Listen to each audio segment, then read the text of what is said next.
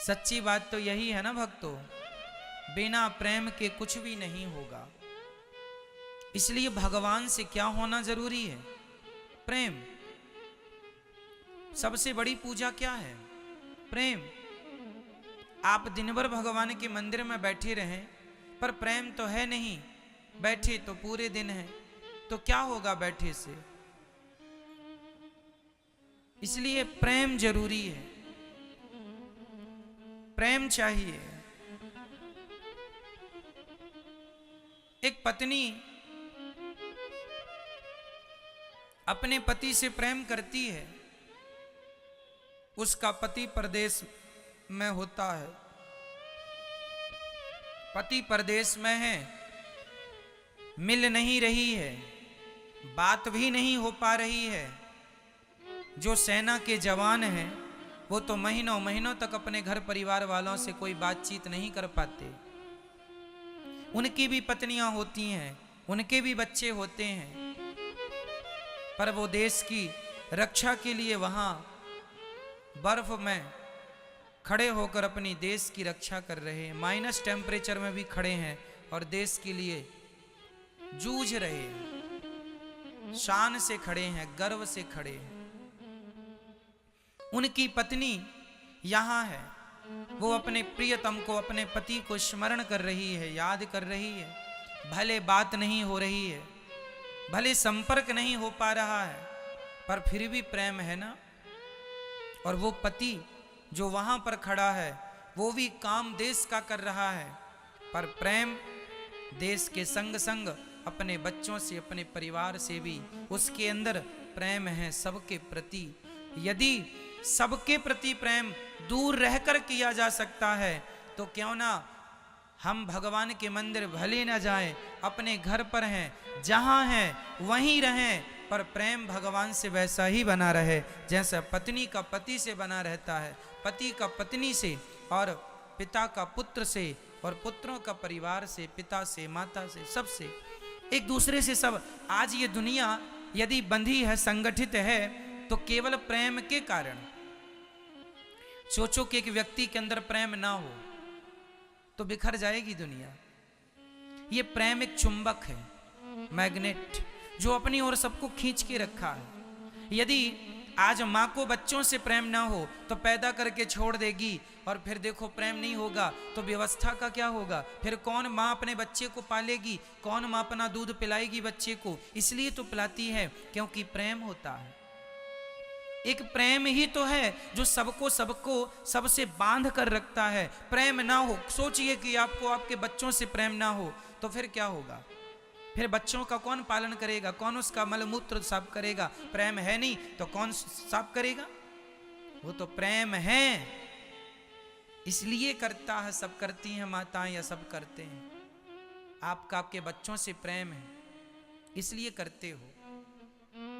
जिनसे प्रेम नहीं है उनके लिए कोई नहीं करता कुछ भी। अरे भारत में तो हजारों लोग रोज मरते हैं, आप किस किस के मरने पर रोते हो? लेकिन जब कोई अपना, आपका अपना, जिससे तन का मन का संबंध हो वो चला जाए तो रोना आ जाता है कि हमारे अपने चले गए, क्योंकि उससे प्रेम था, एक अटैचमेंट था। इसी तरह ये जो प्रेम है, संसार बिना प्रेम के नहीं चलता। बस आपको करना ये है कि ये प्रेम जो संसार से है ये जरा सा भगवान की तरफ कर दिया जाए। ये प्रेम भगवान से हो जाए तो नैया पार हो जाए। पत्नी से है, पति से है, प्रेम होना चाहिए सबको, सबसे होना चाहिए। लेकिन जितना प्रेम हमारा संसार के लोगों से है इतना भगवान से भी हो जाए तो इससे किसका फायदा है? मेरा ही फायदा है, क्योंकि संसार में आने का परम उद्देश्य भगवान को ही पाना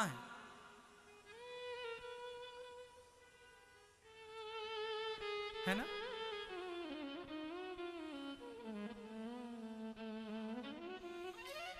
एक नई नवेली दुल्हन, एक पत्नी श्रृंगार करती है, बताओ किसे रिझाने के लिए?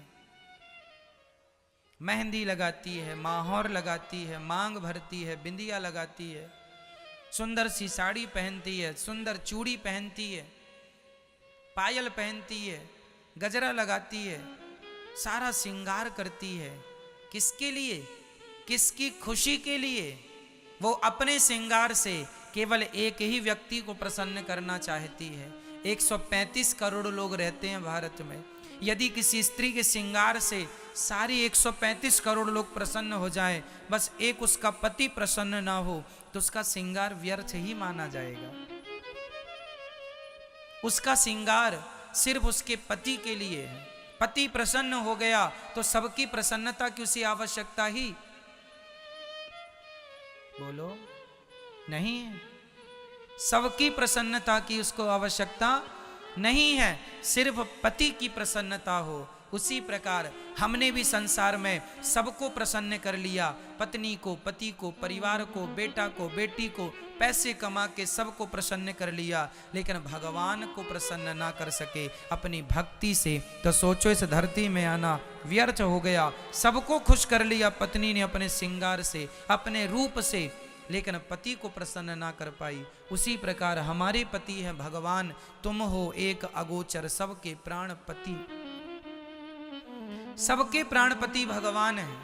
इसलिए सबकी प्रसन्नता आवश्यक नहीं है। पत्नी को प्रसन्न करना, पति को प्रसन्न करना, बच्चों को प्रसन्न करना आवश्यक नहीं है। कर्म करते रहो, जिम्मेदारियां निभाते रहो, पर प्रसन्न दुनिया वालों को ना करो, क्योंकि दुनिया के लोग कभी प्रसन्न हो ही नहीं सकते। आप करके देख लो, आज प्रसन्न होंगे, कल नाराज हो जाएंगे। 1 लाख अच्छाई कर लेना आप, एक जरा सी गलती हो जाएगी, आदमी 1 लाख अच्छाई भूल कर आपकी एक गलती को याद रख लेगा कि देखो तुमने मेरे साथ ये गलती की। वो ये भूल जाएगा कि आपने मेरे संग 1 लाख अच्छाई भी तो की है। दुनिया के लोग अच्छाई भूलकर सिर्फ बुराई याद रखते हैं, और मेरे श्याम सुंदर हर बुराई को भूलकर भक्त की केवल अच्छाई याद रखते हैं कि उस भक्त ने मेरे से प्रेम किया। आपने सबसे प्रेम किया, सबको खुश किया, सिवाय भगवान के, तो फिर सबका प्रसन्न होना व्यर्थ ही है। इसलिए मोहन प्रेम बिना नहीं मिलते, चाहे कर लो कोटि उपाय। बिना प्रेम के परमात्मा प्राप्त नहीं होते। इसलिए भगवान से प्रेम किया जाए सबके द्वारा, मेरे द्वारा, आप भी करो, हम भी करें, सब प्रेम करो भगवान से। आज दुनिया में जितने लोग दुखी हैं सिर्फ इसलिए कि भगवान को भूल चुके हैं, दूरी बनाए हैं। जानत हूं अस स्वामी बिसारी, फिर ही ते काहे ना हो ही दुखारी। भगवान को भूल गए हो तो दुख नहीं मिलेगा। इसलिए हर हाल में भगवान से कहो कि हे नाथ, मैं आपको कभी भूलूं नहीं। ईश्वर का स्मरण ही इस धरती का सबसे बड़ा सुख है। भगवान का स्मरण बनाए रखो, अपने धर्म का आचरण करते रहो। हम लोग ना देखा देखी बड़ा कर लेते हैं। आज हम आपसे कहें कि तिलक लगाया करो माथे पर, तो आप लोगों को शर्म आती है, लज्जा आती है। अरे तिलक लगाएं, लोग क्या कहेंगे, लोग क्या कहेंगे। ये कब तक लोगों का तुम लोगों की परवाह करते रहोगे। लोगों की परवाह की होती ना मीराबाई ने, सच कहता हूं आज उसका नाम नहीं जानता कोई, क्योंकि वो भगवान की भक्त हो ही नहीं सकती थी यदि वो जमाने की परवाह करती तो। लेकिन जमाने की परवाह नहीं की, जो कहना था लोगों को कहते रहे, वो तो अपना गिरधर गोपाल गाती रही, गाती रही, गाती रही। इसलिए जमाना क्या कहता है, जमाने का तो काम ही कहना है। इसलिए आप अपने माथे पर तिलक लगाओ। क्यों लगाएंगे? मुसलमान अपने माथे पर टोपी लगाता है कि नहीं? जब वो मुसलमान अपना टोपी लगाने का कर्तव्य या धर्म नहीं छोड़ता, तो हम हिंदुओं को तिलक लगाने में शर्म कैसी, लज्जा कैसी? शराबी को शराब पीने में शर्म नहीं आती, जुआड़ी को जुआ खेलने में शर्म नहीं आती, तो हम भक्तों को भला तिलक लगाने में शर्म किस बात की? और यदि ऐसे ही शर्माते रहे तो फिर तुम्हारे धर्म की रक्षा करेगा कौन? तुम तो कर ना सके। धर्म की रक्षा कोई तलवार लेके थोड़ी करनी होती है। क्यों जी? धर्म की रक्षा कोई बंदूक लेके थोड़ी करनी है। धर्म की रक्षा तलवार से नहीं करनी, धर्म की रक्षा धर्म से होगी। कांटे को कांटा ही निकालता है। धर्म की रक्षा, आप धर्म की रक्षा करना चाहते हैं तो धर्म का आचरण करना स्टार्ट कर दीजिए, धर्म की रक्षा हो जाएगी। अब हम धर्म का आचरण ना करें और धर्म की रक्षा करो, धर्म की रक्षा करो, कहने से नहीं होगा साहब, आचरण उतारना पड़ेगा। तिलक क्यों लगाते हैं? माथे पर तिलक इसलिए लगाते हैं, हर स्त्री को तिलक लगाना चाहिए, चाहे पति हो ना हो। तिलक क्यों लगाते हैं? आज हिंदुस्तान में 99%, 99% लोगों को नहीं पता तिलक क्यों लगाते हैं। तिलक एक प्रेम है। प्रेम, हाँ, ये भी प्रेम से संबंध रखता है। आपके घर में गुरुजी आते हैं तो जब गुरुजी जाने लगते हैं तो जो श्रद्धावान शिष्य होता है ना, वो गुरुजी के चरणों की धूली उठाकर अपने माथे पे रखता है। हाँ या ना? है ना? माता पिता की भी धूली श्रद्धावान बेटा अपने माथे पर सजाता है। जैसे गुरु की धूल, माता पिता की धूल लोग अपने माथे पर सजाते हैं, उसी प्रकार सच्चा भक्त ये जो तिलक लगाया है ना, तिलक लगाने का अर्थ यही है कि ये जो मेरे माथे पर खड़े 2 डंडे हैं ना ऊपर की तरफ, ये ऊर्ध्व व पुंड्र है। इस 2 खड़े डंडों का अर्थ है कि ये भगवान श्रीमन्नारायण के दोनों चरण हैं।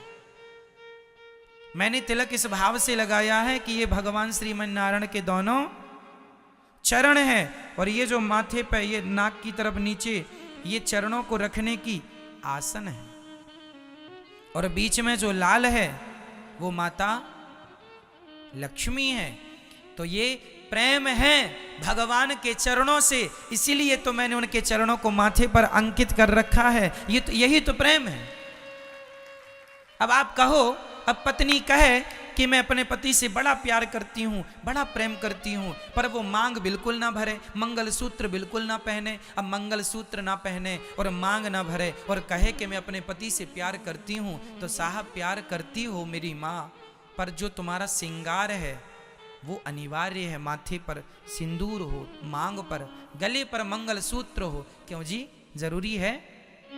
उसी प्रकार भगवान से प्यार है तो माथे पर तिलक भी होना वैसे ही जरूरी है, जैसे पतिव्रता नारी के मांग में सिंदूर का होना जरूरी होता है। पतिव्रता नारी के मांग में सिंदूर है ना? हाँ या ना? तो फिर आपके माथे पर तिलक क्यों नहीं है? इसलिए आप घर पे रहेंगे या घर के बाहर रहेंगे, काम में रहेंगे या कुछ में भी रहेंगे, हमारे वृंदावन में एक चीज बड़ी अच्छी है, यहां माताएं भी तिलक लगाती हैं।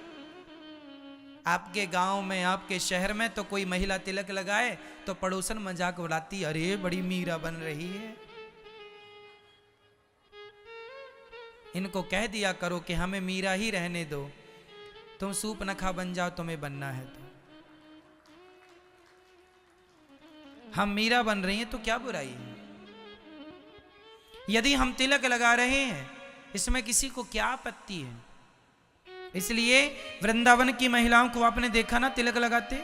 यहाँ जो लोकल हमारी ब्रजवासी माताएं हैं, जो लोकल हैं माताएं, वो तिलक लगाती हैं। यहाँ भी हमारी कुछ माताएं बैठी हैं जो प्रॉपर यहाँ की हैं, जिनके माथे पर नियमित तिलक होता है।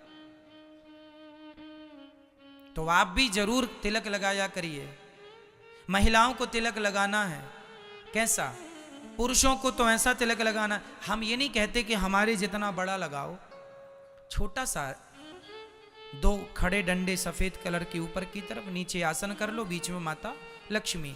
और महिलाएं बिंदी, जो आप बिंदी लगाती हो ना, बिंदी के नीचे व्हाइट कलर से वी बना लो, वी इंग्लिश का वी, और ऊपर खड़ा लाल। ये महिलाओं का तिलक है। बहुत बड़ा नहीं, छोटा सा भी चलेगा, पर हो इतना बड़ा नहीं जितना बड़ा हमने लगा रखा। आप छोटा ही लगा लो, पर लगाओ। कुछ ना होए तो आपके माथे पर खड़ा लाल डंडा हो, माता लक्ष्मी का स्वरूप है। श्री, हमारे यहाँ रोली कुमकुम को ना श्री कहते हैं, और श्री माता लक्ष्मी का नाम है। जब माथे पर लक्ष्मी जी को सजाएंगे तो जीवन में तो लक्ष्मी माँ की कृपा होगी ही ना। जब आप उन्हें माथे पर स्थान देंगे तब वो जीवन में आपका सम्मान बढ़ाएंगी। अब आपने तो स्थान दिया नहीं तो कैसे फिर रोते हो लक्ष्मी के लिए। इसलिए महिलाएं बिंदी के नीचे, अपनी बिंदी के नीचे व्हाइट कलर का वी, ऐसे वी, और फिर वी के ऊपर खड़ा लाल, ठीक है। तिलक लगाना है सबको, ये भगवान से प्रेम की निशानी है। प्रेम है भगवान से, गुरु जी से प्रेम है, इसलिए तो धूली माथे पर सजाते हैं। प्रेम नहीं होता तो काहे सजाते। तो आपको प्रेम है तो तिलक जरूरी है।